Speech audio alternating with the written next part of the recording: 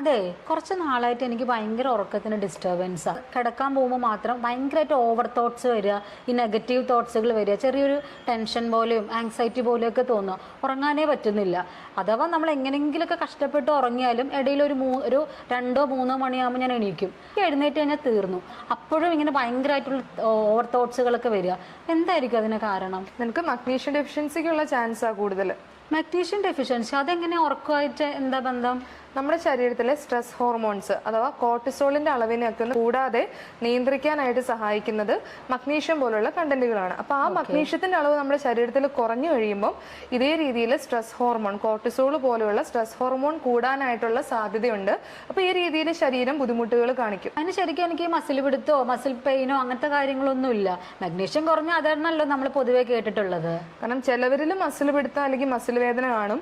ചിലവർക്ക് ഈ പറഞ്ഞ പോലെ ടെൻഷൻ, ആൻസൈറ്റി, ഉറക്കക്കുറവ് കാര്യങ്ങൾ കാണിക്കാം. പിന്നെ ചിലവരിൽ പ്രധാനമായിട്ട് കാണപ്പെടുന്ന രാത്രി കിടക്കുന്ന സമയത്ത് കാൽ അനക്കിക്കൊണ്ടേയിരിക്കും. അതുപോലെ ഇരിക്കുമ്പോൾ ഇതേപോലെ കാൽ അനക്കിക്കൊണ്ടേയിരിക്കുക. അതിനെയാണ് നമ്മൾ റെസ്റ്റ്ലെസ് ലെഗ് സിൻഡ്രോം എന്ന് പറയുന്നത്. അപ്പൊ നമുക്കിത് മാറാനായിട്ട് ഇപ്പൊ എന്താ ചെയ്യണ്ടേ? മഗ്നീഷ്യം റിച്ച് ആയിട്ടുള്ള ഭക്ഷണങ്ങൾ ഫുഡിൽ ഉൾപ്പെടുത്തുക.